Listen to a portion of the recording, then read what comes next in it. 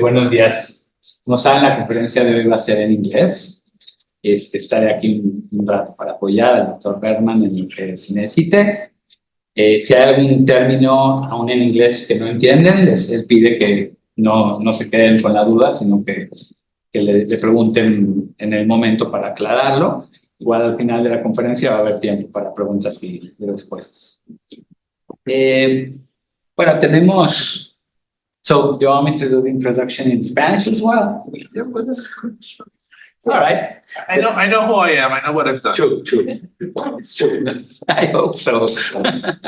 Bueno, tenemos hoy para mí es todo un deleite tener al doctor Berman con nosotros, de la Universidad de Bar-Ilan, acá en la Universidad Hebraica. Y les voy a platicar primero sobre uno de sus libros. El libro se llama Anima Amin. Criticismo bíblico, Biblical Criticism, verdades históricas y los 13 principios de fe. Dice así un poco la reseña del libro. Hace 2 siglos, el estudio académico de la Biblia nos ha enfrentado al creyente a las preguntas que son de un gran reto, ¿no? Intelectual o inclusive de fe. ¿Acaso las historias que aparecen en Tanaj son históricamente precisas? Existió el Éxodo. La Torá nos trae diferentes versiones de la ley y estas historias, estos diferentes relatos. ¿Hay forma de que podamos ver la Torá como un texto divino? Para aquellos judíos y otros creyentes que la honestidad intelectual y quieren mantener esta fidelidad, esta fe con estos 13 principios de fe, ¿cómo podemos empatar? ¿Cómo podemos armonizar todo esto? Entonces, con todas sus credenciales, con toda su trayectoria, el doctor Berman trae respuestas y aborda todos estos temas de una manera muy especial. Y voy a hablar un poco de su biografía. Es profesor de Tanaj en la Universidad de Bar-Ilan, graduado de la Universidad de Princeton y también de la Yeshiva Existió. Rab Berman es el autor de 2 libros académicos sobre los 5 libros de Moisés, de la Torá. Uno se llama Created Equal, How the Bible Broke with Ancient Political Thought, de Oxford, del 2008. El libro recibió el premio, el National Jewish Book Award. Fue finalista por su trabajo académico. Y el libro más reciente, del 2017, también publicado por Oxford, habla de inconsistencias en la Torá, vamos a decir, convenciones literarias antiguas y los límites de las fuentes de crítica.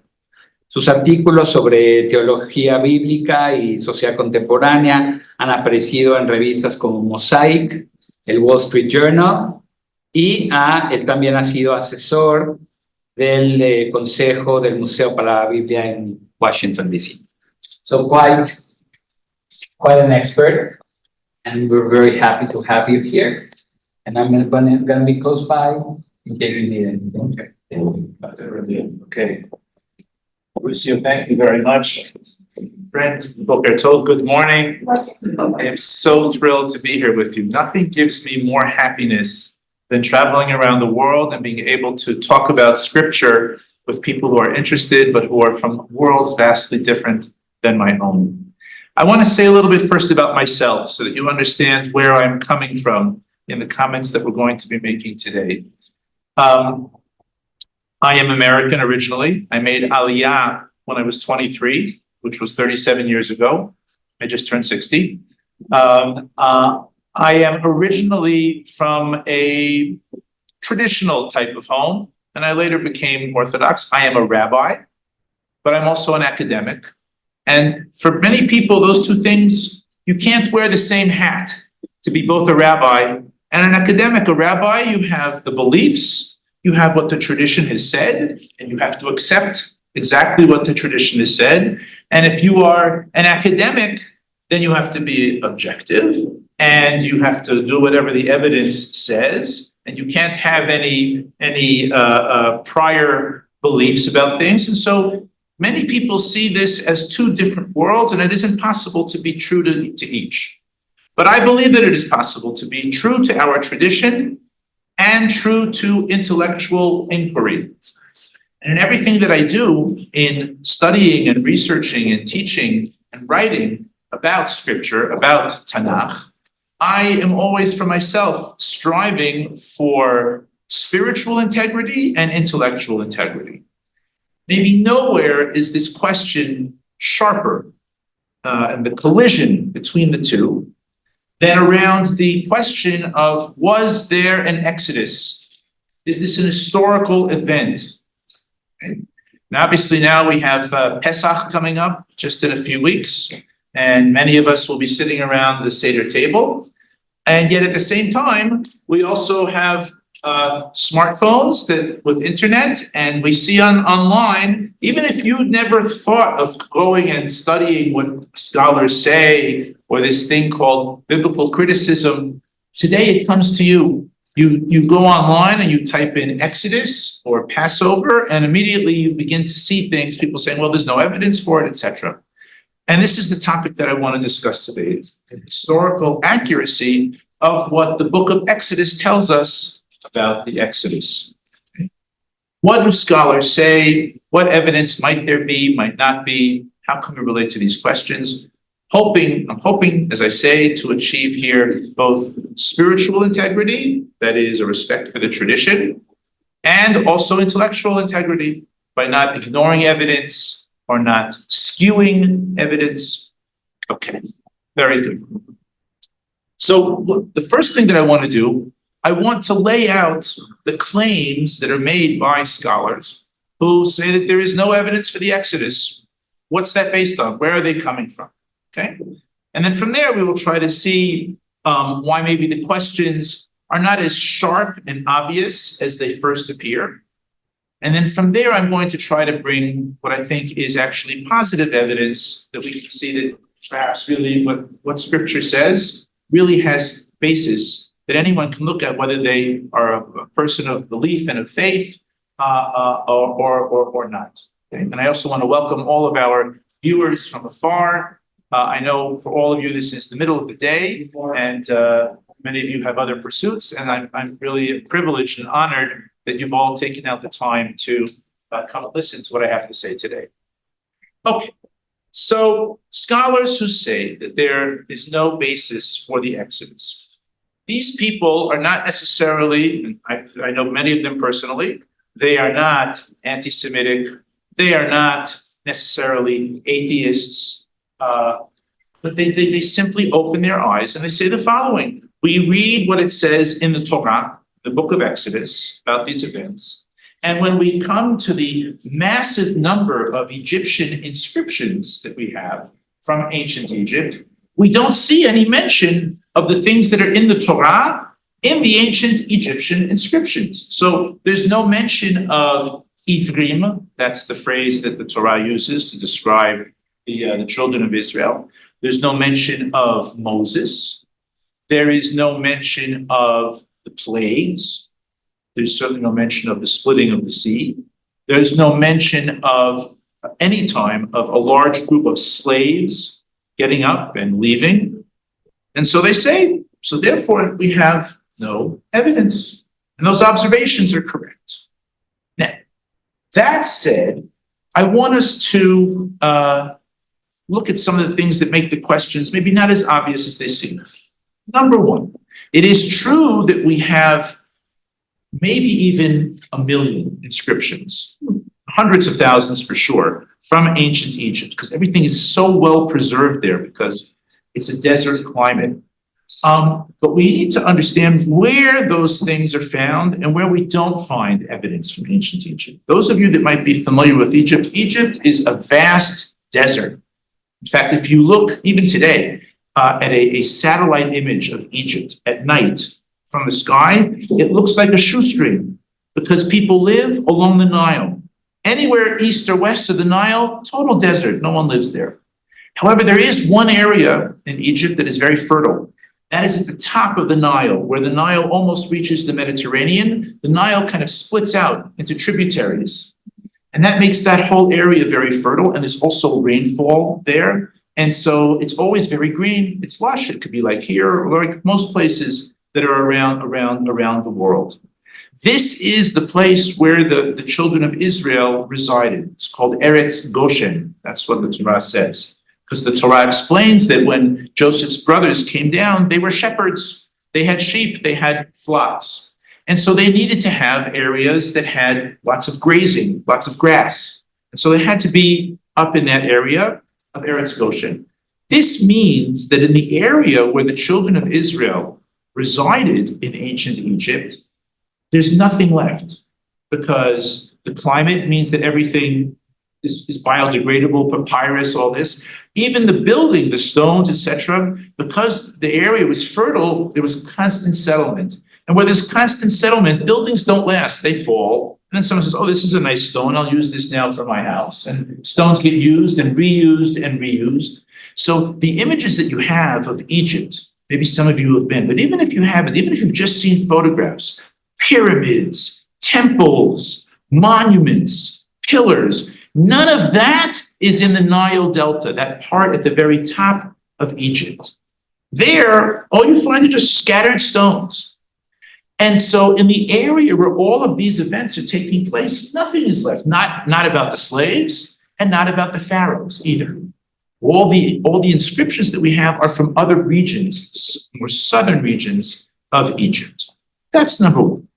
Number two, if we say, or as we said, we don't find any record in the Egyptian sources about plagues, about slaves rebelling or leaving. So I want to say something about what we do find in these inscriptions. Egyptians and people in the ancient world, they never wrote history for the sake of history. They never said, oh, well, Berman and his friends in 3,000 years are going to want to know what happened, so let's write it down for them. No. Yes, they wrote down a lot of things about the past, but we need to understand what sorts of things they wrote down and what sorts of things they never wrote down. Best way to understand this, I'll use a modern type of example, okay? Imagine that I have an office somewhere, and I have a position in my office to fill, a vacancy. I need to hire somebody. And I put out a call for people to send resumes. Okay? And I get a big pile of resumes. Okay? And I go through them all, and I discover, and I say, I make the following conclusion. This is such a talented group. Do you know how I know this? I went through all the resumes, and not one of them was ever fired from their job. Because in a resume, you don't write that you got fired from your job, even if you did. You just write, well, here I was working on this, and here I was working on that. You would never write in a resume, and then they fired me. You wouldn't do that. That doesn't sound good.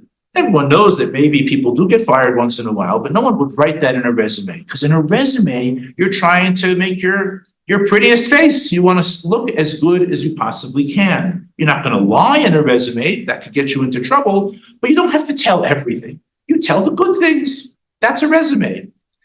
This is what ancient writings by kings, including in Egypt, is all about. The pharaohs wrote things down on big monuments, on stelae, these big rock things, on the sides of temples, as reports to the gods about what a good job they were doing.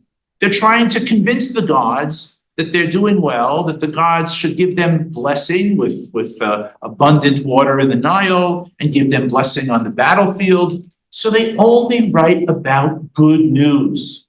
So they never write about their losses. And they never write about, why a pharaoh, went down from power and who came and had a coup against him and assassinated him. We don't really find much about this in the writings. So when the writings It's only like have... the modern Instagram that everybody puts nice photos. Yes, there you Everybody go. put photos like when the electricity bill comes and you cannot pay it. Right? You haven't seen that on Instagram, right? Okay, so Insta pyramid. Okay, this is what we have, all right? Yeah, there's nothing written on the pyramids, but okay. And so we wouldn't expect necessarily to find anything about slaves rebelling or plagues that were destroying all of Egypt. What about the fact that there's no mention of Ivrim, right? The term that we use for the ancient Jewish people, the ancient Israelites. Well, what we do find is that the Egyptians refer to all of their slaves who are from Eretz Canaan, from the part of the land, that's modern day Israel, Syria, Lebanon. They have a phrase for people from all of those lands. They call them Asiatics. They're from Asia, right? Because if you're in Egypt, and that's kind of like the beginning of Asia, they never referred to their slaves, oh, this is my slave from Lebanon. This is my slave from Canaan. Okay? Just like I know in the United States, when slaveholders, they had names for their slaves, they're just like derogatory names that they use. They never said, oh, this is my slave from Cameroon, and this is my slave from Niger. That was irrelevant. They're just from out there. Okay? So we wouldn't expect there to be any reference to Ephraim. Okay. And certainly we wouldn't necessarily expect a reference to Moses or Aaron or any of these people. If you're not a pharaoh, you don't get discussed. If you're not part of the good news, you don't get discussed in these inscriptions. Okay, let me also say that some people say, well, to have a migration, such a large number of people, right? Because this is what the Torah says, that so many people went out from Egypt and they went to Eretz Canaan. Shouldn't there be something in the ground left over from that? And the truth is that we have written accounts of other large migrations from other parts of the ancient Near East, but you never find anything in the ground. The reason for this is that when you do find archaeological evidence, and I'm sure it's true also here in Mexico, archaeological evidence in the ground is almost always from settlement, from people who have settled, who have built, who have established communities, cities, states. When you have a people that's migrating, they're living in tents. And so what's going to be left in the ground that's going to survive over thousands of years? So the fact that there is no evidence of the migration of the children of Israel, maybe it's just not available. Okay, so all of this sort of blunts the questions when people say there's no evidence. Well, should we be finding evidence? Maybe the evidence isn't there to be had. Just like if we say, is there evidence for Abraham? Or is there evidence for Jesus? When you're talking about just one person, what are you going to find? And so maybe the questions aren't as sharp as they need as we thought beforehand. But all of that really just gets us back to zero. In other words, therefore, okay, maybe we don't have proof that it wasn't, but nothing that suggests that it was. That's why I say kind of back to zero. Now there is one claim that's made about the Exodus and how it couldn't possibly have been that I'd like to attend to. The Torah says that when the Israelites came out of Egypt, this is in chapter 12, Exodus 12, that there were the number of fighting age men from the age of 20 to 60, was 600,000 men. Okay? And that means if that's the number of men between 20 and 60, then if you add children and women and elderly, then you must certainly have 2 or 3 million people. And people say that's just not realistic. That is a massively large number. And it couldn't possibly be that there were that many people. Based on what we know about the sizes of different cities and different countries in the ancient Near East, 2-3 million people, enormous. That can't be. So I want to talk about that number for a moment, okay? The 600,000 men of fighting age. And I want to do this by talking about numbers in the Bible generally, okay? We today, when we see a number, we read a newspaper article, or we hear a report, or we read a book. When we see a number, we take it pretty literally. The number is what it says. 600,000 what, sorry? What Exodus says is there were 600,000 warriors. Warriors, men of fighting age. Okay. In our modern times, we relate to numbers quantitatively, statistically. What it says is what it means. Okay. Now, let's see. Let's get this moving here. Okay. I want to talk about big numbers in the Tanaj. Okay? This is in Hebrew. I'll explain the part that's in Hebrew. In the book of Chronicles, okay, in the Bible, there are many battles, wars that are described. And in almost every battle, the number of soldiers in each army is huge, okay? The largest number that we have is of a king called Jehoshaphat, okay? Jehoshaphat. And it says that he had 1,160,000 soldiers, okay? Now, if it had just said he had 1,000,000 soldiers, then you would say, okay, maybe that's just a way of speaking. That's just, I feel like $1 million, But when it says 1,160,000, it sounds like scripture means to say we counted them one at a time, and this is what we got, okay? I want to show you something that a colleague of mine noticed, okay? Unfortunately, Hebrew and the English here didn't, okay, so I'll explain what we have here.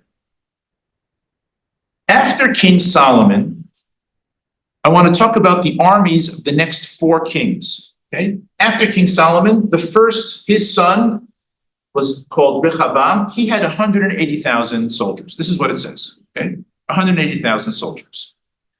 The next king after Rehoboam is called Aviah, and he had 400,000, okay?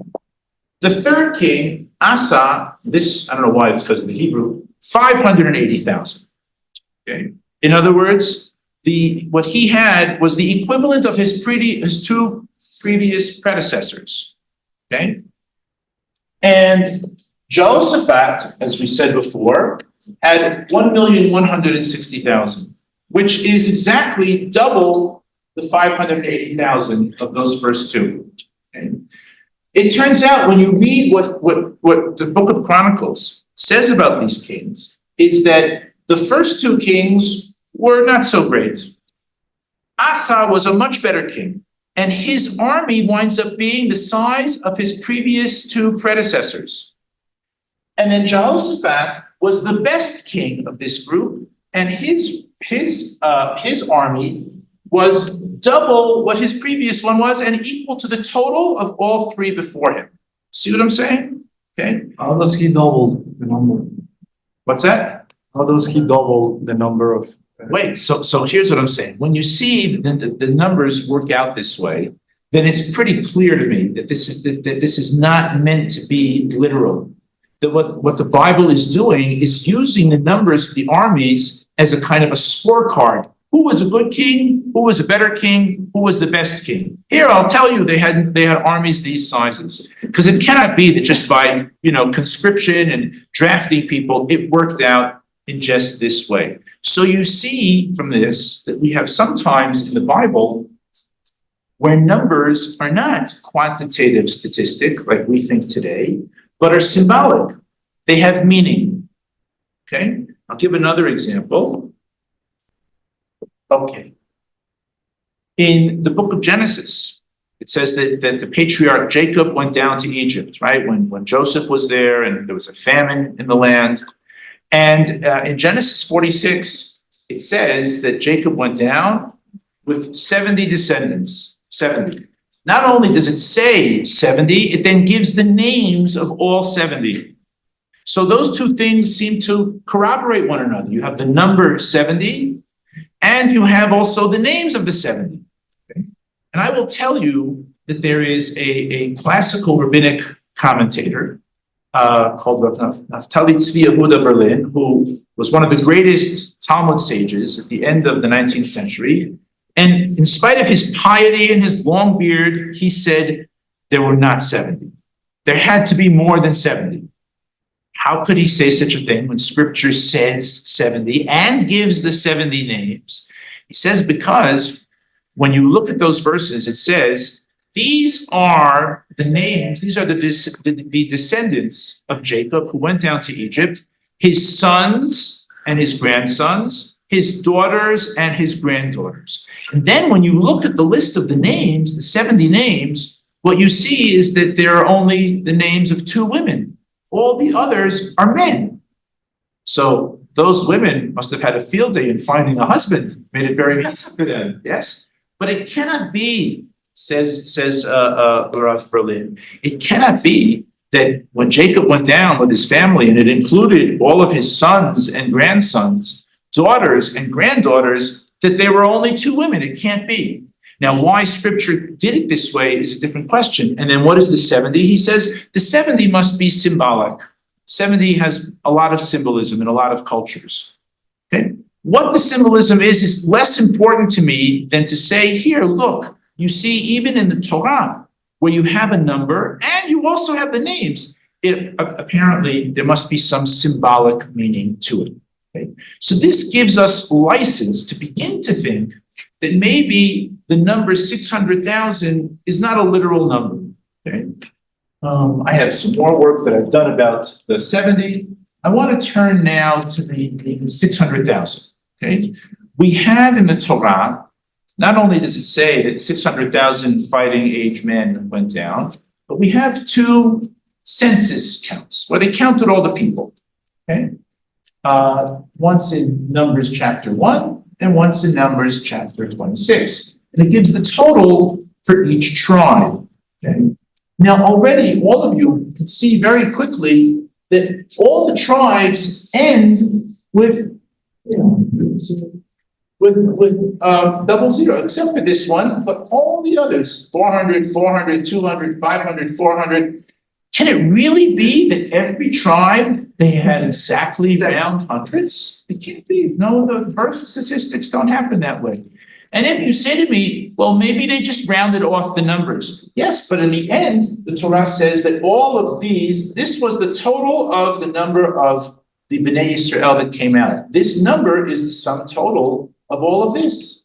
So these don't look like real statistical numbers. Okay? I'll also say to you that this number, the Torah says in 2 different places that were 7 months apart. This was the number of people at that time. So it can't be that if we were to take a census of all the people in Mexico alive today and do it again in 7 months, that it would be exactly the same number. It cannot be. It cannot be. So something is going on here that suggests that these numbers aren't what we normally think is quantitative statistical. Whoops. Oh, okay, we're back. Okay, yeah. Now, I want to just say a little bit more about these, what I call remainders, right? These double zeros, okay? I'm going to show you one more thing about that. Okay. When we look at the spread, in other words, we would expect some would end in 100, some in 300, some in 400, some in 900, just random. But it's not random. When we look at these, right, we have here 500, 300, 600, 400, 400, 200, 500. What we see is that it's all bunched up in the middle. There are a lot of them that have remainders of 400 or 500. Some of these numbers, none of them are round thousands. None of them have a remainder of 100. None of them have a remainder of 800 or 900. That also seems unusual, okay, if these are meant to be real, literal numbers. I'll say also that, we have evidence from within the Torah itself that the Torah does not really think that there were 2 to 3 million people. For example, it says in Exodus 15, after the Bnei Yisrael crossed the Red Sea, it says that God did for them a great miracle. He brought them to a place whose name was Elima. And in Elima, there were 12 springs of water. Who knows? Maybe they were huge. And 70 date palms, 70 trees with dates. Well, we know what a date tree looks like, a palm tree. If there were 2 to 3 million people, then each of those trees would have had to have fed 35,000 people. And that can't be, right?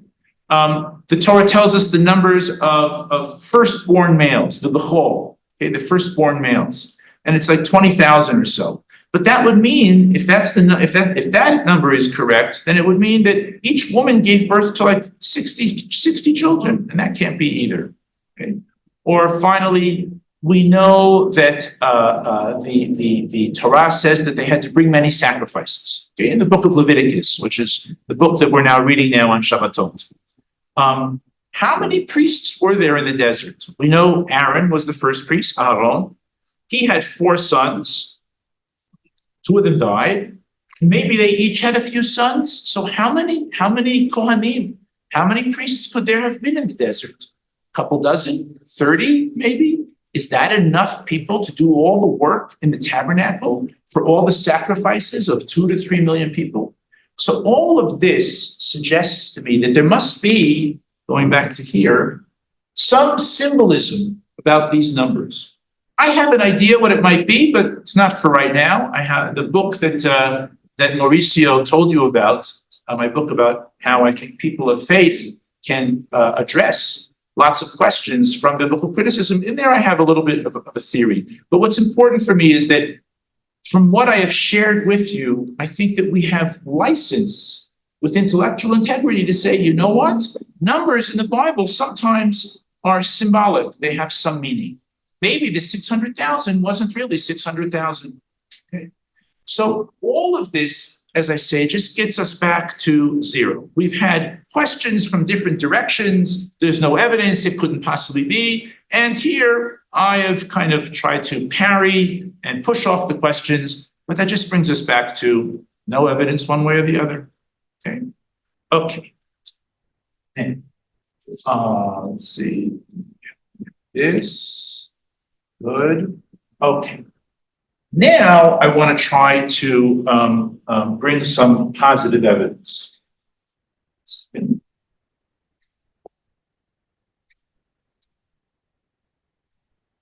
to explain what I'm going to do, I want to explain how I want to do things methodologically in a different way than most scholars have done. Most scholars who have asked the question, is there an historical basis for the Exodus, say, well, we begin by reading what the Torah says, and then we go and look in our Egyptian sources, and we see, is there any mention? And if there's no mention, then there's no evidence. I want to do the opposite. I want us to look in Egyptian sources and then see, what does the Torah know about those sources from hints that it gives? Okay, you understand? Let me give some small examples of what happens when you work this way. We say at the Seder, it's verses from Deuteronomy and elsewhere, that God took the children of Israel out of Egypt biyad chazaka uvisra netuya, with a mighty hand and an outstretched arm. I'm sure many of us remember that phrase from the Haggadah. Okay, mighty hand and an outstretched arm. Now, what's interesting about that phrase is that one might have expected or thought that throughout the Tanakh, anytime that God does a miracle, that Scripture would say, and there God did that with his mighty hand and his outstretched arm. But you never find that phrase elsewhere in the Tanakh. Sometimes it might speak about the hand of God, but not his mighty hand or his outstretched arm. That is a phrase that we find only used to describe the events of the Exodus. So the question is why? Why? Well, we discover something fascinating when we go over to our Egyptian inscriptions, because what we find is the following. Egypt, like all empires, it had its really high moments and it had its low moments. The greatest period in Egyptian history is what's called the Egyptian New Kingdom. It's from 1500 to 1200 BCE. Okay? Probably the period that the tradition would say overlaps or is the same as the period that the children of Israel were in Egypt. Okay? During this period, the Egyptian New Kingdom, when you look at the inscriptions about the pharaohs from that period, what you find hundreds of times is that everything the pharaohs do is described as having been done with a mighty hand and an outstretched arm. So it will say something like, the pharaoh defeated the Libyans, right? His enemies from the west. I guess I should do like this facing you, right? The Libyans to the west. He defeated the Libyans with his mighty hand. Or one day the pharaoh went hunting and he killed 120 elephants. That's what it says. With his mighty hand. Or one day the pharaoh was walking and suddenly at his feet, he put out his outstretched arm and he lifted the largest diamond ever to have been found in the land of Egypt. And many more examples. Everything that the pharaohs do in the Egyptian New Kingdom is described as having been done with the mighty hand and the outstretched arm. Okay? So you use the same phrase? Yes, the Egyptians use it. It's an Egyptian. Okay? And so Jewish. and the phrase Yad Chazakah, Vizroa Netuya, mighty hand and outstretched arm, is an Egyptian, is a Hebrew translation of that very same phrase. Okay? So now I ask you, friends who are here, why would the Torah, in describing the Exodus, use a phrase that the pharaohs had used to describe their own greatness? Why would the Torah do that? What do you think? Yes. It was their heritage when they were slaves. I'm sorry? It was their heritage. They knew Heritage. about this phrase Heritage. when they were slaves. Yes, okay, so if they were slaves, they probably knew about this, okay? But still, why use the Egyptian phrase? What's the point of using the Egyptian? To describe the Exodus, to describe what God is doing. Why use a phrase that the pharaohs used to describe themselves? What's the purpose of that? The power, What? the power they gave to God. Okay, that God has the power. No, they. Maybe you want to say, And they want to give some power, and the example is the Pharaoh's power that it had. So it would show them that God has the same power as more power. Okay, yeah. You use the language that you know. They call You use the language that you know. Yeah, you repeat Okay. the same. Okay. Anyone else? These are good points. Maybe because they were together or something. They were They together. copy it. Okay. Let me give you a modern example that I think everything here is true. I think there's one more level to it. I don't know enough about what's going on in Mexico to give you a good example, so I'll use this as an example. Maybe it's something you heard about from the United States. So have you heard of the movement Black Lives Matter? Yes. Okay, very good. Okay.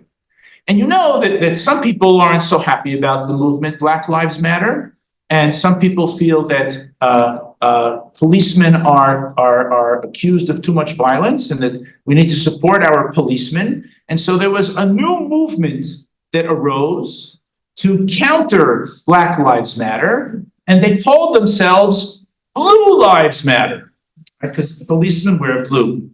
Yeah, But they were deliberately using the same name. it's fashion, like What? fashion. It's not just fashion, it's what's called cultural appropriation. yes. Okay. It's a cultural appropriation. What you do is, it isn't merely, oh, I know this phrase.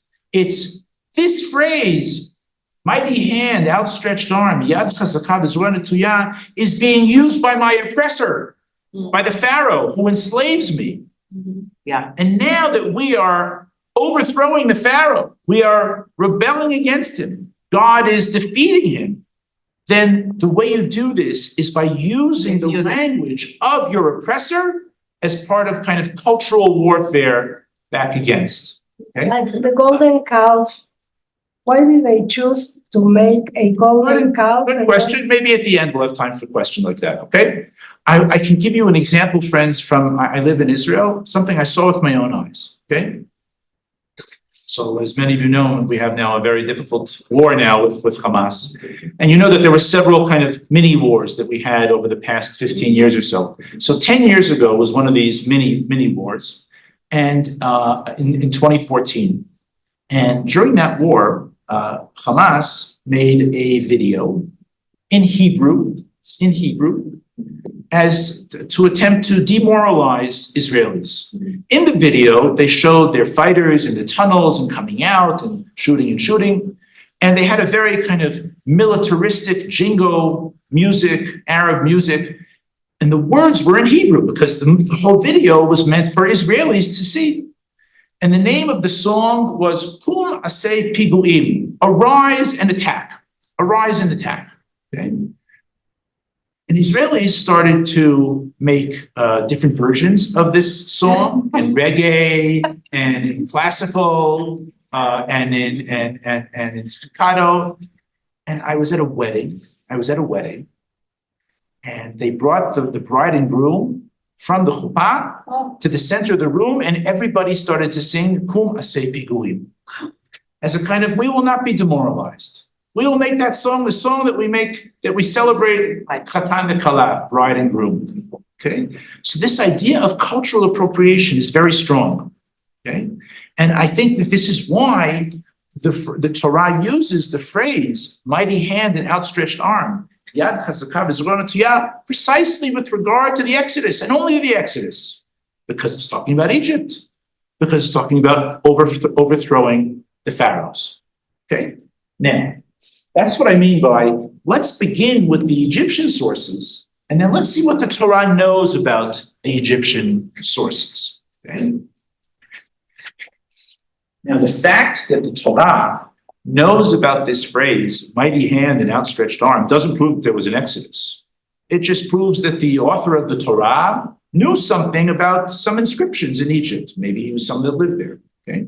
And there are some other small examples that I can give that are like this, other phrases that the Torah uses in the Exodus story that clearly are taken from the Egyptian royal propaganda. Okay? It's interesting in and of itself. It's something you can all share at your Seder table. When you read that phrase, Yad Chazaka v'Zrona Tuyah, you can say, oh, Professor Berman came from Israel and we learned from him. Okay? And I will be very happy if you do that. Now I want to show how the Torah is not just familiar with a phrase here, a phrase there, and does cultural appropriation to take the Pharaoh's propaganda and use it against them, but that we can see that the Torah is familiar with one particular inscription, which had a very important place in Egyptian history, and that the Torah is building the story of the Exodus all around that inscription to kind of steal the propaganda and to overthrow the Pharaoh. Okay? That's what we're going to be doing for the remainder of the talk. Okay? So let me explain how this begins.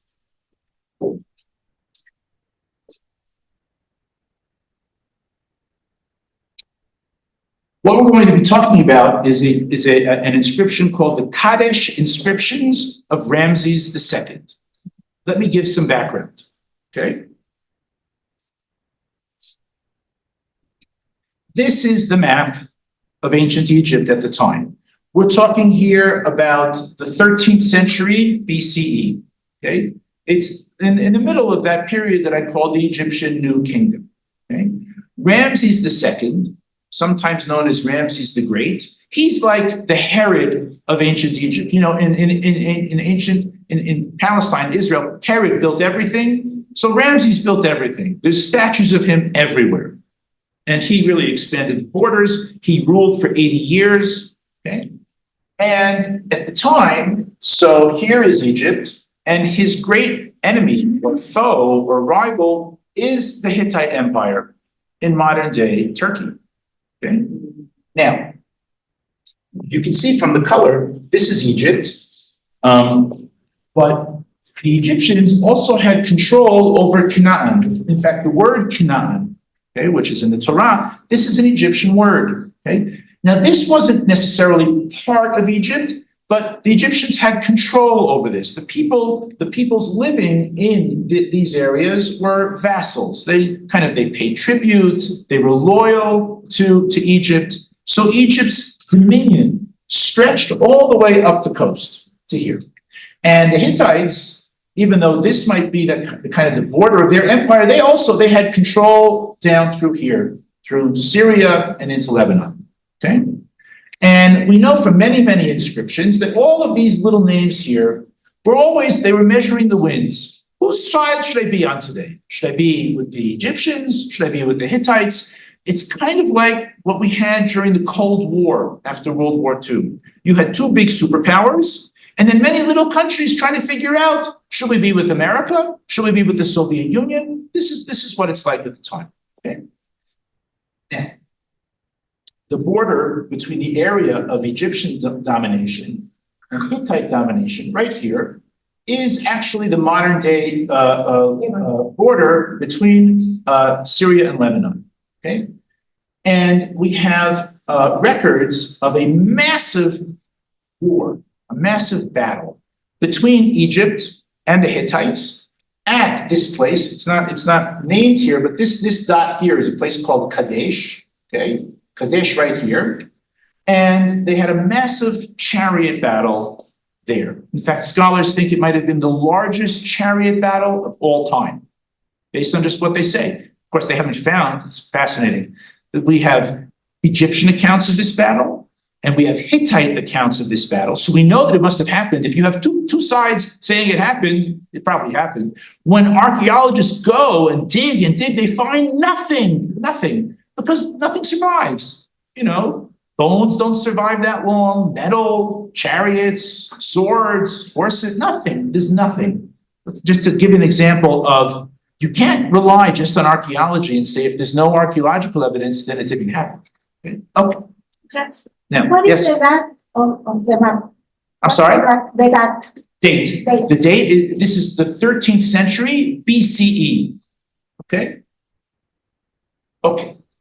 Now, the Battle of Kadesh, who won? Depends who you ask. The Egyptian sources all say, we totally destroyed the Hittites. And the Hittite sources, it's not clear what they think. Who won? It's not important to me. What is important to me is the following. After the battle, Ramses turns around and goes back home, comes to Egypt, and he begins to plaster the walls everywhere with accounts of the Battle of Kadesh. Monuments everywhere. We know of at least 10 different sites that have survived till today where we find accounts of the Battle of Kadesh of Ramses II. Okay? This makes this event the most publicized event in all of ancient history. Let me explain what I mean by that. Many of us may have visited in Rome the Arch of Titus, right? Titus, we know, destroyed Jerusalem in the year 70. He wins that battle. He goes back home to Rome and he builds a big arch. One arch.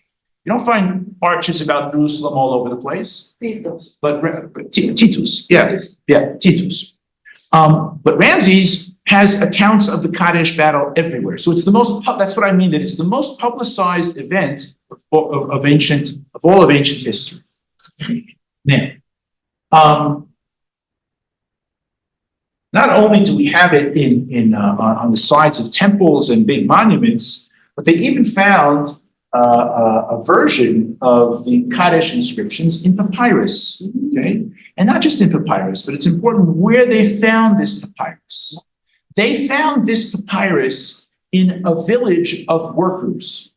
The workers who used to chisel the paintings and the inscriptions and the hieroglyphs into the monuments. Lower was its basis. It was a document to make the hieroglyphics. Maybe not. No. This was found together with other, I would say, famous compositions of Egyptian literature. It was kind of like when they returned back to the camp at the end of the day of the work, at the end of a work day. This is what they read over the campfire. Okay, so you can see that this was used as indoctrination. Where did they find it?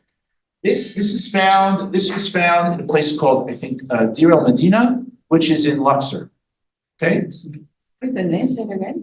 Deir el Medina. Deir el Medina. Deir el Medina. Deir. Yeah, Deir el Medina. Yeah. Right near, if any of you have been, right near the Valley of the Kings, where King Tut's tomb was found. I know there's an exposition now on King Tut. This is right, all the main finds in Egypt. Anyone who goes to Egypt goes to Luxor. That's where it was found, in that area. Okay. Now, so that this isn't just on monuments. This is what every common person at the time is hearing about. It's kind of like, Mao's little red book, in China, what they would read, so that everybody knew what the doctrination should be. So apparently that's what this was. Okay. But like it's new. Can you say it was like, let's say, it's their newspaper or the advertisement of... Well, this is the thing. Back then, there were no newspapers. There was very, very little that was written. okay? But this is, to educate or to indoctrinate, okay, or propaganda. Many people think education is propaganda, but okay, yeah, yes. I want to ask you, in which museum is this papyrus? Oh, this papyrus, wow, papyrus, I don't really know. I don't know. It would be very interesting to. It's somewhere in Europe. I'm pretty Europe? sure. I'm pretty sure. Yeah, I know exactly where it is. But everything is online today, so you don't have to go to Europe to see it. Okay, next. The accounts that Ramses puts up on all these monuments and temples about the Battle of Kadesh, there are written accounts, prose accounts in hieroglyphs, but there's also comics, bas reliefs, because not everybody can read the hieroglyphs. It's very hard to read hieroglyphs. You have to train for many, many years. Just like, if you will, in Catholic churches, they have the vitrage, the stained windows, so that people, I'm talking in the Middle Ages, not today, people that couldn't read the Bible, but they could look at the pictures and get inspiration. They would see the main ideas of what they're supposed to believe. So Ramses did this also. So we have pictures, and I want to show you some of the pictures, okay? And what scholars began to realize about these pictures. Okay, what we have here, this is in one temple. This is a picture of the Egyptian camp, military camp, at the Battle of Kadesh, okay? You can see that it has a perimeter. These are shields that make a perimeter going all the way around. And in the middle, you have a tent. This is Ramses' throne tent, his command center, okay? Now notice carefully, it has two chambers, one, two. One chamber has the proportions of 2 by 1, right? 2 length, 1 width. And the smaller chamber is 1 by 1, okay? Let me show you the same basic picture from another temple, okay? Here we have the same thing. Here is the perimeter of the military camp of Ramses at Kadesh. And here is Ramses' throne tent. And here you have 2 chambers, a larger one, 2 by 1, and a smaller one, 1 by 1. And here is yet at another site. Second.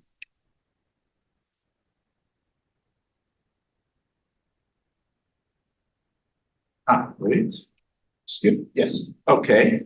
And here's another temple. You see again the perimeter of the camp going all the way around. And in the middle, we have the throne tent. And here we have the outer chamber, 2 by 1. And the inner chamber, 1 by 1. Okay. Now, in the 1930s, scholars made the following observation.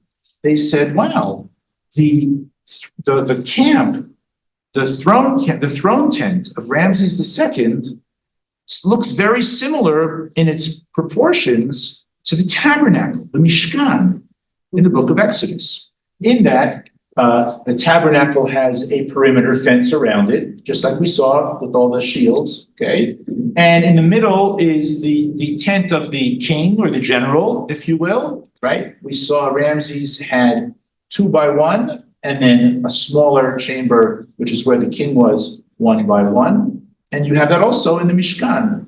The tabernacle has 2 chambers. There's an outer chamber, what the Torah calls the Kodesh. And then you have the inside, the Holy of Holies, the Kodesh Kodashim. Okay. And in both structures, the entrance into the camp is from the east. Now, notice, do you see this? East is on the left. I don't know why in Egyptian maps, the east is on the left. I know that's how could that be? But it is, that's how they do it, okay? Maybe because the Nile flows northward, I'm not sure. But be it as it may, this is also common to both. I want to go back for a second. I want to show you this image blown up so you can see it more clearly, okay? So I want to show you that now. Okay, this is that same image. Let's see what we have here. So here is the outer room, 2 by 1. These are maybe Ramses' servants who are bowing down to him.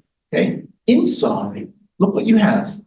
Do you see this? Do you see this? These, in Egyptian lore, these are Horus falcons. The god Horus has the image of a falcon, and it looks like his wings are like this. The truth is that his wings are like this, but when you're drawing in 2 dimensions, if you do this, you can't see the second arm. So they do it like this, okay? But you're really meant to understand that you have one Horus falcon like this, and one Horus falcon like this, and then in the middle, between the 2 falcons is this. What is this? This says the name Ramses, okay? Or one of his names. Because they don't want to draw, he's obviously in the inner chamber, it's his throne tent, but they can't draw a little picture of Ramses like that. That's not, Ramses has to be huge, but you can't. So instead of drawing Ramses, they just write the name Ramses, okay? And I'm sure that many of you recognize that this image of wings, right, covering from both sides is what the Torah says we have inside the Mishkan, in the tabernacle. And in the inside we have, exactly, yes, we have inside the Holy of Holies, we have the Ark of the Covenant, right, with the tablets that are in it. And standing over the Ark of the Covenant are 2, what we call kruvim, cherubim, right, that are like this, okay? Because the motif of spread wings is universal in the ancient Near East. Or We have maybe the many things. Kohanim, What's that? or maybe the Kohanim. Oh, maybe like Birkat Kohanim. I never thought of that. That's very interesting. But like, so that the resemblance is really, really, really very striking. Okay. The question is, what does all this mean? Why is the tabernacle resemble Ramses' throne tent? Now, so not only does it resemble, but this resemblance is distinct. Let me explain what I mean by that. When scholars look all over the ancient Near East, temples and shrines, they never find any other culture that has a tent with 2 chambers. Doesn't find, nowhere. When we look at other depictions of battles from all around the ancient Near East, we never find a camp with the king's tent with 2 chambers. So that this is similar and distinct, which suggests that there's some connection between them. Well, what's going on? What do you think? Or I'll put it this way. In my opinion, the Torah has designed the Mishkan, the tabernacle, to resemble Ramses' throne tent. But why? Any thoughts? It's also the cultural appropriation. Yes, exactly. What is the Torah doing? The Torah is saying, look, children of Israel, God, you can't see him. That's very hard for slaves, because in Egypt, pictures of the gods are everywhere. They're very physical. They make statues. You can talk to a statue, it looks, but God, no, you can't see God. You can't hear God because he doesn't talk either. So it's very hard to relate. So what is he? How am I supposed to relate to God? And so what scholars say is that to help concretize what is God, who he is, look, you all know about the Kadesh battle, right? Because, it's on the walls everywhere and it was read to everybody. So what we're trying to tell you, the Torah says, is that think about the Kadesh battle of Ramses II, which is the greatest accomplishment of the greatest king of the greatest period in the Egyptian empire. And God is more powerful than that and overthrows that king. And so now the Mishkan, the tabernacle, is going to be patterned after that. And now you'll understand that God is like even greater. Okay. And I'll just say that we saw earlier that this is a military camp.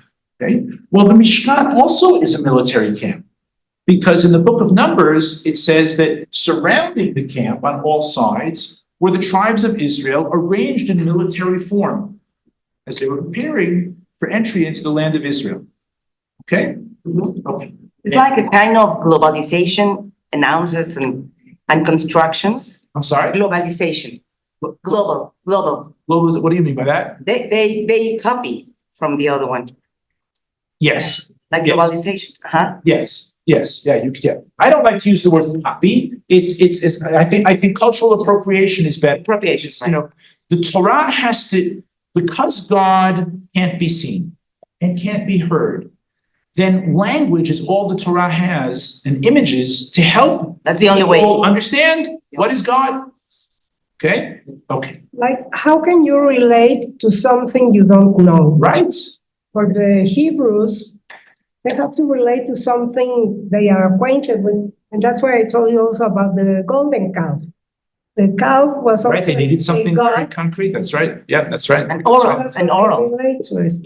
Yeah. Okay. Yeah, as I say, this is an observation that scholars made in the 1930s, okay? But I told you also that in addition to the bas reliefs, the pictures that we have, comics, if you will, that Ramses also put up written inscriptions, written accounts of the Battle of Kadesh. And yours truly was interested. If this is true, if we have this resemblance, I wonder what we find when we go read what Ramses had to say about the Battle of Kadesh. What happened there? And then maybe are there any parallels to what the Torah says about the Exodus? Okay? And what we discover is that it's one parallel after another in order. Okay? So that's what I want to try to demonstrate now. Do we have Hebrew soldiers fighting in that war? Wait, I'll explain. Okay? Okay. So, so as I said earlier, the Battle of Kadesh is between Egyptians and Hittites. Okay? So we're going to now read through, or I'm going to describe parts of the Kadesh poem about this battle. Okay? And we're going to think for ourselves, what does that remind us of in the story of the Exodus, especially in chapter Exodus 14 and 15. In fact, I'm going to have everything in English, okay? But if you want, you might want to have on your phones, if you have access to Exodus in Spanish, maybe that'll help a little bit. I leave it up to everybody if they would like to do that. Okay? Okay, so back to work. Where are we? Okay. Okay. So I want to talk about what we see in the Kadesh poem about Ramses' battle with the Hittites. The first thing that Ramses says is, okay, we left Egypt and we went up the coast, north, with many chariots, our chariots. And as we approached the city of Kadesh, right, on the border there between Lebanon and Syria, suddenly, out of nowhere, there was a huge attack from Hittite chariots that we weren't expecting. We thought it was farther on. Suddenly, boom, they're on us. And as a result, what happens is that the Egyptian soldiers all run away because they were shocked. They weren't ready for battle. And now Ramses is left all alone. This is what he writes, okay? This is what he writes. He's left all alone. Well, if you were Ramses, and now you were looking at 2,500 chariots, Hittite chariots, what would you do? Run. You would run. It's like a movie. Okay. But let's put it this way. If you run, you can't write about it later on Right. on your temples. So what he says he does is that he prayed. He prayed to his god Amun. Okay? So he prays to the god Amun. And Amun says, I'm with you. Go forward, fight them, you're going to win. And in Exodus 14, we have the same thing. In Exodus 14, it says that the children of Israel left Egypt. They thought they were finished with Egypt. Egypt is behind them. And suddenly, the Egyptian chariots came and attacked them from out of nowhere. And it says that the children of Israel panicked. And they didn't know what to do. And it says that Moses then prayed to God. And God said, go forward, and you'll be okay. See. Okay, very similar. Next thing that happens. Okay. Next thing is it says that Ramses. Maybe you've seen some pictures. This is a picture. Well, that I think is Tut. This is Ramses. Many Egyptian pharaohs are pictured with this. You see this? Okay. This is called, this cobra here, this is called a uraeus symbol. It kind of sits exactly where we put our tefillin. Okay, for those that are familiar, it's kind of interesting. Yeah. And the mythology, the Egyptian mythology, is that when the pharaoh goes to war, the uraeus symbol spits out fire at the enemy. Okay? And in the Torah, it says that Hashem brought a pillar of fire to separate between Israel and the Egyptians. This is actually what happens next. In the poem, it describes the following, that it depicts here a conversation between the Hittite soldiers and themselves as they are being defeated by Ramses. One of them called out to his fellows, "Look out, beware, don't approach him, Ramses. See, Sekhmet the mighty, he had one of the Egyptian gods, is she who is with him." In other words, the point here is that the Hittite soldiers in the Egyptian records suddenly realized they're not just fighting Ramses, they're fighting God. Oh no. And we have the same thing in Sefer Shemot. And the Egyptians said, "Let us flee from the Israelites, for the Lord is fighting for them against Egypt. Hashem nilcham lahem b'Mitzrayim." Next thing that happens, okay. The next thing in both accounts, in the Kadesh poem and in the Torah, is that the enemy that's being defeated perishes in water. Okay. Now, there's no splitting of the sea in the Kadesh poem. Oh well. Okay. But watch what happens. Watch what. Okay. As I said, there's pictures. Okay. What do we have here? Where is Ramses? Well, that's easy. You can see, right? He's the big guy. He's always big, okay? And he's shooting his arrows and shooting his arrows, okay? And because this is a war scene, it looks like total chaos because war is total chaos, okay? But what's happening here is this. Here is the city of Kadesh, right here. And you see this arc, okay? This is the Orontes River, which goes around the city of Kadesh. And here's the river, right? You see it's a body of water, right? You can see it. Okay? This is the river, and what the Kadesh poem says is that as Ramses was shooting his arrows, in order to save themselves, to try to get away from the arrows, they would jump into the river and maybe spare themselves that way. But it didn't work. See, the corpses all float away. You see that? This is the continuation of the river. So that you have the enemy perishing in water. Okay? See?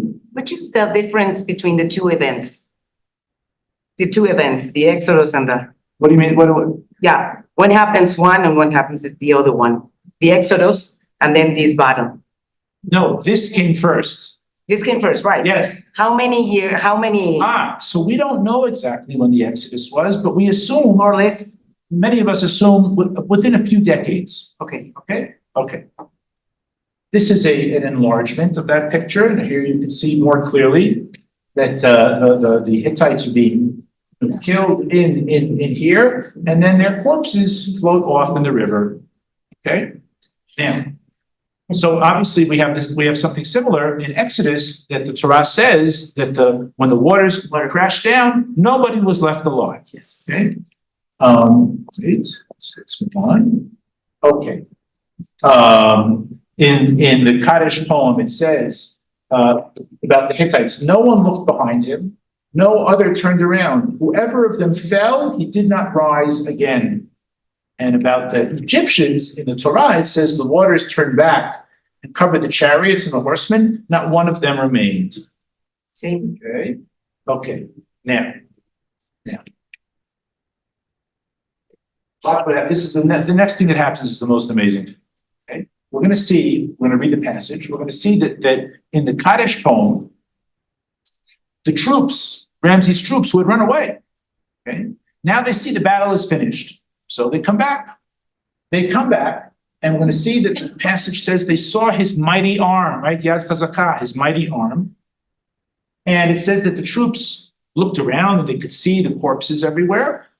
It says that they were in fear and awe of Ramses' power, that he had defeated the Hittites. See?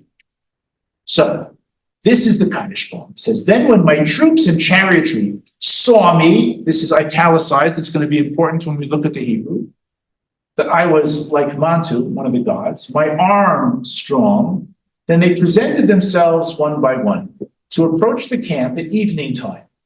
They found all the foreign lands amongst which I had gone, in other words, the battlefield, all the foreigners in the battlefield, lying overthrown in their blood, bodies everywhere. I had made white the countryside of the land of Kadesh. In other words, the bodies were now beginning to decompose and they were turning white. Okay? Then my army came to praise me. Their faces were amazed at seeing what I had done. And this is what we have in Exodus at the end of chapter 14. Israel saw the Egyptians dead on the shore of the sea. And when Israel saw the great hand, right, see this, which the Lord had wielded against the Egyptians, the people feared the Lord. Okay? So now I ask you, those of you that know a little bit about the story in Exodus, what do you think happens next in the Kaddish poem? Right? It says here that the troops saw all the corpses, they were amazed with what Ramses has done. They sing, they give a praise, they make a hymn in English, Hymn, yeah? What's that? Hymno. Yeah, okay? A praise to God, a whole song of praise, okay? Just like, and that's what they do. We're going to see this in a minute. And of course, the next thing that happens in Exodus is what we call Shivat Hayam, the song of the sea, okay? And we're going to see that the details in the song are the same. Let me ask you something. Yeah. Could it be that it's something like the Gilgamesh or the Enuma Elish that you don't like it's not copying, it's like I'll talk about that. ruach of the time. Yeah, fair. I'll talk about that at the end, okay? It's an excellent question. All right, I want to finish the parallels and then I'll answer that question, okay? Okay, so in the praise, okay, this is generic. What I've written here is true for the praise that the Egyptians say to Ramses, and it's true of what the Israelites say in praise of God. Okay, they boast of the king's name, talk about his name as warrior, and they give him credit for lifting their morale, and they give him praise for bringing them salvation. Okay? So, in the Kaddish poem, it says, my officers came to extol my strong arm and my chariotry, boasting of my name. Thus, what a fine warrior who strengthens the heart, right? You lift up our spirits. Okay? Same thing here. The song that they sang, the Lord is my strength and might. He has become my salvation. The Lord, the warrior, Lord is his name. Let's see. Next. The next line in the Kaddish poem has two stitches, two parts of the sentence that talk about the hand. You are the son of Ammon, achieving with his arms. You devastate the land of Hadi, that's the Hittite kingdom, with your valiant arm. Here. Yamincha Hashem nedari b'koach, Yamincha Hashem tiratz oyev, your right hand glorious in power, your right hand shatters the enemy. Now here, this phrase, your right hand shatters the foe, the enemy. That phrase is very important in Egyptian literature. Let me show you what I mean. Look at this picture. Right. Okay, wait. We could ask which king, which pharaoh is this? So I will tell you it's one of the pharaohs, Seti the first. But it doesn't really matter which pharaoh this is. Let me explain what's so important about this image in Egyptian culture. I'm sure all of us have seen paintings from early modern Europe, 16th century, 17th century, of kings in Europe. The classic picture of a king. He's on a horse, right? The horse, the front legs are up, and the king is, like this, cheese, and they paint him. Maybe the king was afraid of horses. It doesn't matter. This is the painting that he would have. If you were a king in Europe in the 17th century, you had to have a painting of you like this on the horse. Okay? That's what made you a king. Uh-huh. It's the same thing with this picture. All the pharaohs have images like this. This image is seen for 3,000 years in Egyptian culture. What is going on in this picture? So what you have here is with his left hand, right? You see it's his left hand. With his left hand, the pharaoh holds prisoners of war by their hair. And with his right hand elevated, he holds a club or a mace, and he is about to shatter their skulls. Okay? So that when the Torah says, your right hand shatters the enemy, it's cultural appropriation. It's saying we're not talking about the pharaoh shattering heads. You shatter the heads. Okay. Okay. Next. Okay. The image of chaff. It says here in the Kaddish poem, you turn all foreign lands into chaff, like straw, okay, before me. And we have this also in Shivat Hayam, in the Song of the Sea. You send forth your fury.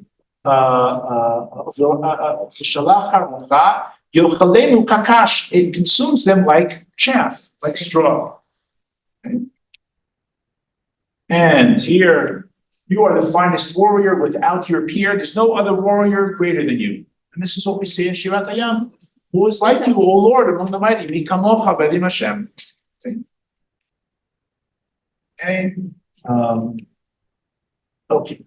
What happens next, I'm going to summarize just a little bit, we'll be finished in a moment. What happens next in the Kaddish poem is that Ramses is finished talking about the battle, and it says he now turns around and heads south to march back home. And that as he marches back home, all the nations on the side are very scared of him. And then he arrives in his capital, his palace, and the gods give him eternal rule. Okay? And this is exactly what we see in the Song of the Sea. That is, the first half of the Song of the Sea talks about what God did to the Egyptians and the walls of the water, and the water came down. But that's only the first half of the Song of the Sea. The second half of the Song of the Sea describes how now in the future, God is going to lead his people to the land of Canaan. And along the way, all the nations around are going to be very trembling because they saw what he did to the Egyptians. And then when they get to Eretz Canaan, to the land of Canaan, God is going to make a temple, i.e. his palace, and God will rule forevermore. Okay, so I just want to show you how that works. So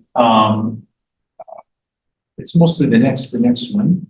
It says here, he arrived peacefully in Egypt at Pi-Rames, that's his capital city, his palace. Okay? And resting in his palace of life and dominion, the gods of the land come to him, according as they have granted him 1,000,000 jubilees and eternity upon the throne of Re. Okay? All lands and all foreign lands being overthrown and slain beneath his sandals eternally and forever. And same thing at the end of the Song of the Sea. You will bring them into Israel and plant them in your own mountain, the place of your abode, O Lord, the sanctuary, O Lord, which your hands established. You're building a temple for yourself. The Lord will reign forever and ever. Okay? Wait a second, let me just this. Okay. Oops. Where is that? I must slide. Put my title slide on it. There. Okay. So those are all the parables.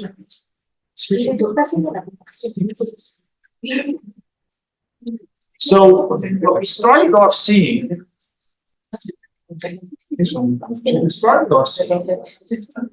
was how just one little phrase, mighty hand and outstretched arm, was taken from the Egyptian propaganda. Then we saw that the pictures of the throne tent of Ramses was very similar to the Mishkan, the tabernacle. And now we see that the whole event of the Exodus really follows step by step what was happening at the Kaddish battle of Ramses II.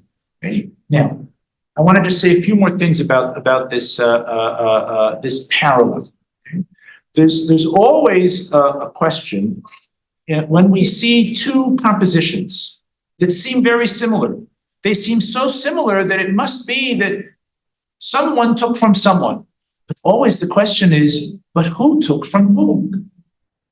You could tell the way that I have presented it, that I maintain that Ramses, the Battle of Kadesh happened first. He wrote it first. And then the Torah fashioned the story of Kriyat Yam Suf, of the splitting of the sea, and maybe the events themselves to be like what was in the Battle of Kadesh. But I know sometimes people say, no, Professor, why don't you say the other way? I don't like that the Torah copies from other people. Other people should copy from the Torah. And how would we know? How can you know who copies from whom? Okay. So I will tell you how we know who copies from whom. Okay. I'm not sure if this is going to work here. If I say the phrase, the bombs bursting in air, does that mean anything to anybody? I mean, you understand the words. The bombs Bursting in air. Okay. The bombs bursting in air. The words you understand, but you wouldn't, like, why is he saying those words? The bombs bursting, what is that? Where is that? The bombs bursting in air. So Mauricio happens to know that is a line from the American national anthem. Okay. Now, if I was giving you a lecture and I wanted to say, oh, wow, you know what, friends? It's like the bombs bursting in air. You would all look at me. Oh, what? I mean, I understand the words. Why did he say that? Okay. It would not be effective for me to invoke, to refer to the national anthem of the United States to an audience in Mexico, because very few of you know the national anthem, just like I don't know the Mexican national anthem. So from here we see an important rule. Whenever a speaker or a writer invokes, makes reference to a speech, a famous composition, he or she will only do so if they know that the audience is going to understand the reference. Otherwise, what's the point of the reference? Okay. Now think of that logic, and then let's think of the question, which composition borrowed from who? Okay. If we say, as some people want to, that no, let's say that Ramses borrowed from the Torah. Okay. So how would that have worked? So let's say that there were some Egyptian troops that remained alive at the splitting of the sea, even though the Torah says that there wasn't anybody left alive. And let's assume that those Egyptian troops knew Hebrew. Unlikely. Okay? And then let's assume that those Egyptian troops come back from the splitting of the sea and decide, you know what? We should make big praises of Ramses II that's kind of similar to what we experienced at the sea. And it's everywhere. They could do that. Would anybody understand why they had done this? Were other Egyptians there? No, nobody would understand. But the other way around, it works. I say it would seem to be that the Israelites were slaves in Egypt at this time, and they were familiar with the Kadesh inscriptions, the written parts, the comics parts, the bas reliefs, and when the Torah describes the events of the Exodus in this way, and they understand, I get it. This is cultural appropriation. God is even greater than the greatest pharaoh of the greatest period of Egyptian history. Okay. Now let me say one more thing. Some people say, okay, so you have these parallels. And let us even say that the Ramses compositions came first. But how do you know, asking me as an academic, okay, not as a rabbi, as an academic, how do you know when this was written in the Torah? Maybe it was centuries later. Maybe someone made it up. Maybe this survived for hundreds of years. And Eretz Canaan is not so far from Egypt. And maybe some scribe in Judah heard about this and wrote the story this way. So I would say the following. Let's put aside the Tanaj. Let's put aside Eretz Canaan. I just want to tell you something that's really important to know about Egypt. Two things. Number one, in Egypt itself, the Kadesh inscriptions, nobody cared about them at all after the time of Ramses. We don't have copies of this from later periods.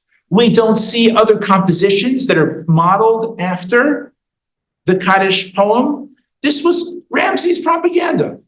Just like, the president of Mexico or Sheinbaum or whoever, they have their propaganda, and in 20 years, no one's going to care about them, right? Okay? So it was the same thing. This had no afterlife in Egypt itself. So it doesn't make sense to say that only in the 13th century were Egyptians focusing on this, but no, 700 years later, somehow someone managed to get hold of this. Okay? The second thing is, that you need to know about ancient Egypt and its inscriptions is that long compositions in hieroglyphs have never been found outside of the land of Egypt. Not in hieroglyphs, nor in translation. Okay? This was only in Egypt, only in Egypt. So it doesn't make sense to say that some scribe in Judea centuries later used this to make the story up. It suggests that whoever wrote the book of Exodus lived in Egypt in the 13th century BCE, was familiar with this inscription, and used it to describe the story itself. Now, what does this prove or show? So first of all, it cannot prove plagues or the splitting of the sea, the miracles, but it does suggest that there was a group of people, Israelites, who were slaves and who understood themselves as undergoing some process of liberation from under the hand of Ramses II, and they chose to describe that liberation in these terms. Did things happen exactly the way that it says in Exodus? I wasn't there. I don't know. And I leave that each person for their own faith. But minimally, you have to say that this was written at that time with this in mind. That there must have been something that they were experiencing that they felt that they attributed to God, and this is how it came out. And maybe the events themselves were orchestrated this way as well. Okay? All right. There, I have finished my presentation, and that leaves us about a half an hour or so for questions. So, Mauricio, should I just, do you have anything you want to add, or do you want to moderate the questions, or? Whatever you want. I know, especially because if I understood, there might be questions from our viewing audience. Yeah, we have about 60 people online. Right, so I don't know how does that work? Like, do they suddenly beam into the class, or? They can do that, right? I think so. They can in Zoom. We can see them. So how will I know their questions? Okay, so here we have our first couple. Okay, so we'll start with the questions here. I have two questions. Yeah. The first one is, do you think that is important, identity-wise, that if it happens or it did happen? Oh, very important question. Okay, so some people, I even know religious people, very religious people, will say to me, you know what? This question, Exodus, did it happen? Did it not happen? It doesn't affect. Talking again against people who are very seriously religious. It doesn't affect my religion. It doesn't affect my practice. It doesn't even affect my belief. And I can't live that way. I think what they are saying, and I think different people have different dispositions about this, what they're saying is, look, at the end of the day, I am religious. I keep the Shabbat. I do kashrut. All the different mitzvot. I do them because that's the way I was raised. My father did them. My grandfather did them. And how much of it is fact and how much is not fact is not so important to me. For me, it's important that there be an Exodus. And I'll tell you why. It's important to what? It's important that the Exodus in some way happened. Okay, and I'll tell you why. For me, this is important. There is no event in the Bible which is discussed more in more places than the Exodus. But more importantly, theologically, it's very important. And I'll tell you why. Think of how the Ten Commandments begins. The Ten Commandments begin with God identifying himself. What is the basis of faith? You might have expected that the Ten Commandments would begin by God introducing himself as the power that created the heaven and earth. And this is why mankind must obey him. He is the ruler. And that's not what it says. What it says is that I am the Lord your God who took you out of Egypt from the house of bondage, meaning that Israel's relationship with God fundamentally is one of gratitude. Gratitude. Because God is a God in history. The entire Tanaj, I can summarize the Bible, the Old Testament, the Tanaj in one sentence. What it all comes to show by one example after another, whether it's true or not, but this is its claim. One example, one after another, demonstrate the following. When Israel does God's will, things are good for them. When Israel does not do God's will, things are not good for them. So the claim that the Tanakh is making is an historical claim with one example after another. And therefore, for me, that is clearly what the Tanakh is saying. And because if we say otherwise, then the Tanakh really has no meaning. And it would be, why would it have described all of this as being history? Why not just say, God is powerful, God is above, and you should, therefore, you have to recognize him. Why does God say, no, I actually did something in history? And your history will be different if you obey or don't obey. So the entirety of Jewish belief, as I understand it, is predicated on gratitude to God for having redeemed us from slavery. Together with that, I think there is room, and I think that even within, the spectrum of rabbinic authorities, you find different opinions as to, wait, did everything happen exactly this way?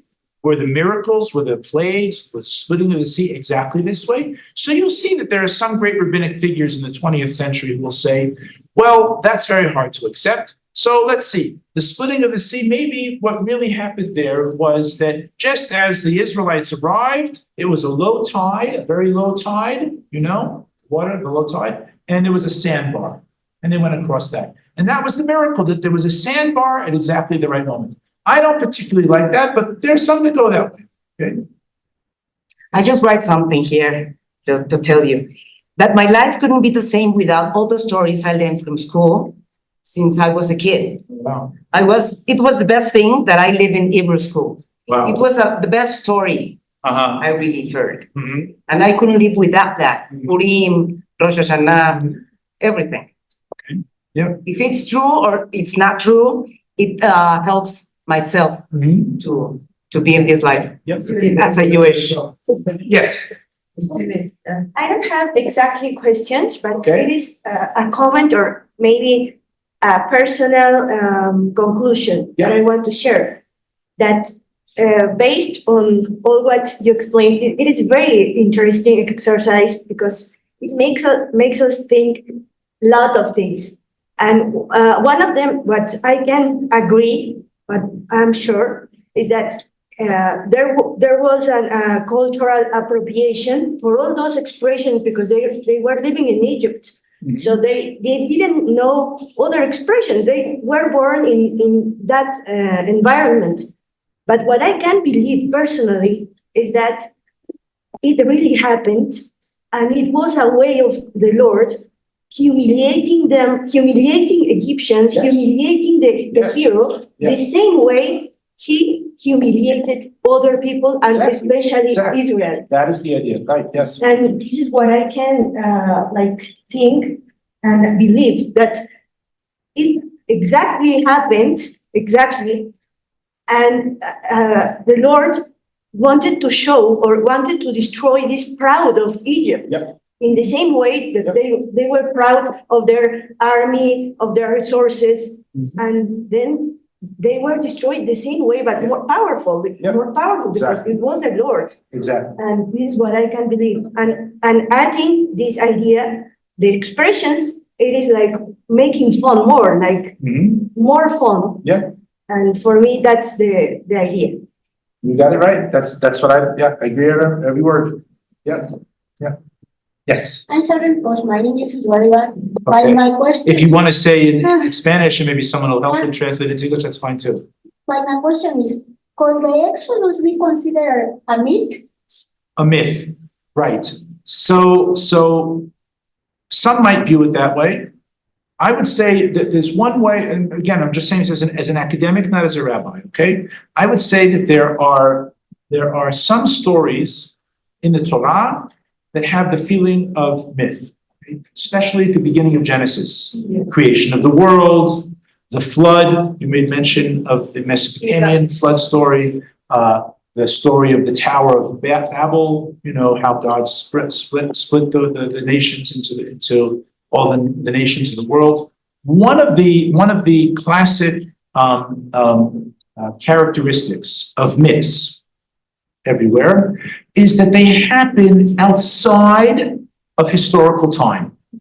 That is, Noah and when was he? There's no mention of where and when he was. And in myths, generally, it's up in the sky somewhere. It's not.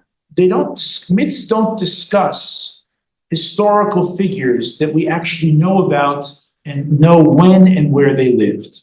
Okay, so it's easier for me to say, well, the creation of the world. There are other creation accounts in the ancient Near East. They're not identical, but similar. The flood, the story of the flood. Story of the flood in Genesis chapters 6 to 9 is remarkably similar to the Mesopotamian flood account, but with a different theology. That's the important thing. What the Torah is doing is that it's making a polemic against this widely known myth by tweaking it. So that, for example, in the Mesopotamian myth about the flood, it says, this is what it says, you gotta believe me on this. It says, the reason the gods destroyed mankind is because human beings were making too much noise and it was disturbing the siesta sleep of the kings. This is what it says. This is what it says, okay? And at the end of the Mesopotamian flood story, the gods realized, oh no, now there's no people. There's no one to build us temples. There's no one to make us sacrifices. But on the other hand, we want to be able to sleep during the siesta. What do? And so what it says is they recreated man, but they put in all sorts of things that would limit multiplication. So, for example, some women would be barren, and some women would be priestesses and not have relations, and on and on. In this way, and they would create stillborn babies. And so this way, there'd be enough people to bring the sacrifices, but not too many people to destroy the sleep. Okay? What does the Torah say? The Torah says that God destroyed mankind because mankind's actions were corrupt. And at the end of the story, this is the most amazing thing. When Noah comes out of the ark, the first thing that God says to Noah is, be fruitful and multiply. Have many children. I like human beings. So you see, it's a kind of a polemic against. Okay? But Ramses is an historical figure. And the places that are mentioned along the way that Israel goes in the story are known places. So it doesn't have, in that respect, it doesn't have the characteristic of a myth. Okay? Even though obviously things like miracles, a little bit do. Okay? Yes. I want to follow her comment. Yeah. Okay. I agree in the argument that there is a cultural appropriation. Yeah. But the important thing is how the Israelites, they give a meaningful to this story, and they give the power and the meaning to God. The God, he guide the people from Israel, from Egypt to Eretz Canaan. Mm-hmm. Okay, this is important also in Genesis, with the myths. The meaningful they give to God and to mankind, and the relation between God and mankind is different. Mm-hmm. Even though there is a cultural appropriation. This is the important thing. Accept that? Makes sense? Okay. Yep. Mm-hmm. I have a couple of questions that are coming from our. Oh, cool. Yeah. Okay. One is, Yes. what can you tell us about the legend of Sargon II and how it's similar to the story of Moses, Mhm. and the papyr of Ur, and the mention of the Merneptah stela. That's one. We have a very knowledgeable audience out there. Yeah. That's not one, that's three. That's three. Really? It's three questions. The second one is more of a comment. I would have thought that the greatest empire was thanks to Joseph. He was the second to the Pharaoh, right? So it was thanks to him that God was present. You know, my internal memory, I'm 60 already, I can't remember that. So let's start with the first question, okay? The viewer abroad asked about, well, you know, what we did here is we looked at what the Bible says, and we looked at some external source that is very similar. So he asked about three other external sources, not about the Exodus, but just to comment generally about them. So the first source that I think he mentioned was what's called the legend of Sargon. Let me explain what this is. Sargon. Sargon, okay? Sargon in English, or Sargon in Hebrew, this was a Mesopotamian king. Okay, he is known from the inscriptions. He lived in about 2300 BCE, like 1,000 years before what we've been discussing here today. And there's an inscription from, I think, about 700 BCE about him. Okay, so it might have been a tradition, a myth, I don't know. But the story that is told there about his birth and his abandonment and his rescue is very similar to the story of Moshe, okay, in Exodus 2. What the story says there about Sargon is that his mother gave birth to him, and it doesn't explain why, but she had to give him up. So the question is, where do you take a baby when you can't hold on to him for whatever the reason is? So today we might, you know, someone desperate might leave the baby by the entrance to the emergency room. The church. Okay, or the church, okay? But in ancient times, we know this, you always left the baby at the edge of the river. Why? Because everybody comes down to the river. He will be found, okay? So she leaves the baby in a little boat at the edge of the river, and then along comes some gardener and raises him up, and then he becomes King Sargon. Okay, it's very similar to the story of Moshe. Okay, this is also, friends, similar to the story of Superman. Superman was abandoned and then rescued and became Superman. And it's similar also to the story of Harry Potter, okay? Because Harry Potter, those that know, okay, he's born and he was abandoned and then adopted and then became Harry Potter. Okay. Now, why do I mention this? Why do I mention this? Okay, why do I mention this? There are stories like this all over the world. Okay? Jung, the psychologist, the Swiss psychologist in the middle of the 20th century, said that we have archetypes in our mind. Yes. There are certain images that are attractive to all of us. And so storytellers know how to make a great story, like the Cinderella story. Every culture has a Cinderella story. Just being human, we all love Cinderella stories. So apparently, being human, we also love abandoned babies who are then rescued, who become great. Maybe why? Maybe because it shows never give up hope. Even the most desperate can become great. Who knows? Okay.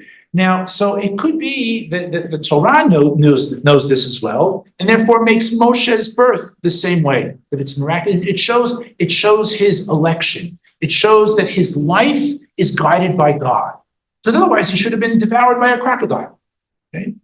But here too, Mauricio, or for the viewer abroad, we can see some differences between the stories, particularly the role of Moses' sister, Miriam, right? Really, she's the heroine of the story. If you recall, in the story of saving Moses, right?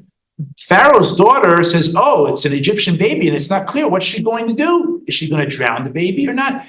Miriam is the heroine who says, oh, I have an idea, and goes to call the mother. In other words, the heroine of the story is a simple slave girl, okay? And that shows that in Israelite culture, simple people count for a lot. That's one. The other two things that you mentioned? Yeah, the other two things. One was the Stela of Merneptah and the Papyrus of Nippur. This is great, great. Nippur. This is great. This isn't a black, no, it's not a black. Okay, okay. Let me talk about the Stela of Merneptah. This is also really, really cool in terms of the Exodus. Stella of what? Excuse me. I will explain. Next time. So we spoke here a lot about Ramses II, okay? And I told you he reigned for about 80 years, okay? Till about 1210 BCE, something like that. And the pharaoh after him was his son, Merneptah. Pharaoh Merneptah. That's his name. Now, there's a famous stela. That means like a huge piece of rock. It's enormous. It's at least this high and almost this long. Right? Long inscription. The inscription, it's in the Egyptian Museum. Okay? The inscription, most of it, 95% of it, talks about a battle he had with the Libyans, and he won. The very bottom, almost as a footnote, he says, oh, and also I had some battles in Canaan, and there I defeated Yokneam and Ashkelon, places that we know today, and Israel, his seed is no more. I wiped out Israel. This is 1206 BCE. This is the first reference to Israel outside the Bible. Okay? Now, here's what's really interesting. Not many people know this. There's two things I want to point out. He speaks, the way in which it's written in the hieroglyphs, it's not like the other places that I mentioned, Yokneam, Ashkelon, Gezer. Those are written as connoting city-states, dwellings, already established. When he speaks about Israel, the sign next to it says this is a nomadic people. Okay, so it might be at the beginning of their wanderings or something like that. But now here's the most important. In Egyptian inscriptions, when you talk about a city or a state or a country, those are always feminine. Okay, so if you speak about the Hittite Empire, she. Speak about Babylon, it's a she. Okay, feminine. All enemies, all places, feminine. And now here in this stela, he says, Israel, his seed is no more. Why is Israel denoted in masculine? Twice, it says his, the word his, and seed. Seed is by definition masculine, right? Because men get seed. So why? So there's a scholar who says, what might explain this? Well, if the Egyptians knew about real Israelites as the Torah describes them, then the Israelites call themselves Bnei Yisrael, sons of Israel. So they might have just said, these people call themselves sons of Israel, and so there must have been somebody named Israel, a patriarch named Israel. And so this line in the Merneptah Stela becomes actually not only the first reference of Israel, the people, but maybe even Israel, the person, Jacob. It might also be that when they say Israel, right, because Israel and Jacob are the same person, Israel, his seed is no more. Maybe it also suggests that the Egyptians had some memory or knowledge of Jacob himself. I think that's pretty cool. Okay, because now we're talking not only about do we see any evidence of the Exodus from outside? Do we see any evidence of the patriarchs? Maybe this is evidence of the existence of Yaakov, Israel. Okay, so I'll take 2 out of 3 from him. We can go on to another question. The next one, I say it's more of a comment question. I would have thought, I'm reading exactly how it is written, that the greatest empire was thanks to Joseph. He was the second to the Pharaoh, right? Uh-huh. So it was thanks to him that God was present. Maybe God made Joseph make the tent like that so he could be with him in the war. Well, the problem is that the Kaddish inscriptions are from the 13th century BCE.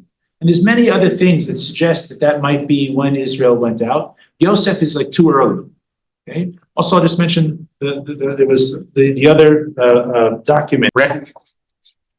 Sorry? Moses had a name in Hebrew. Moshe.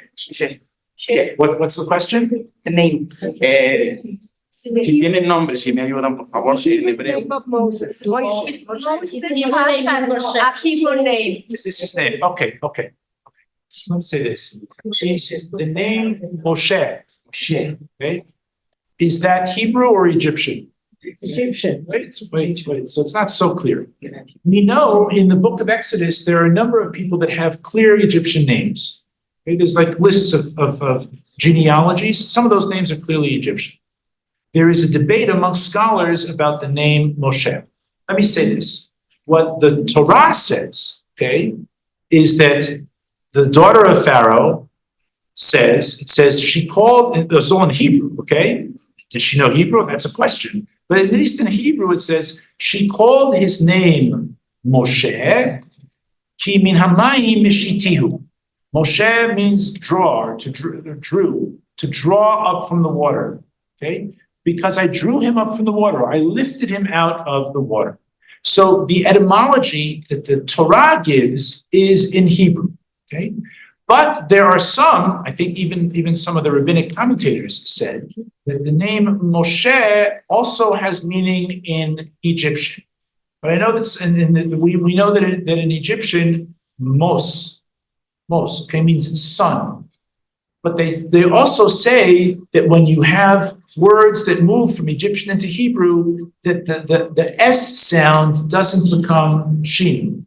So some say that Moshe is taken from the Egyptian word for son, S-O-N. M-O-S-S. S-O. Moses is in English. Okay? M-S.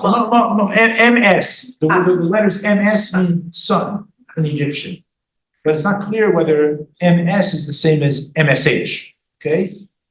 So that's a debate amongst scholars. Okay? Thanks.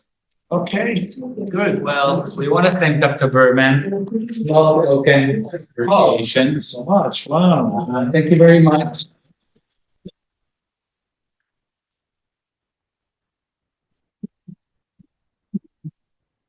It's heavy.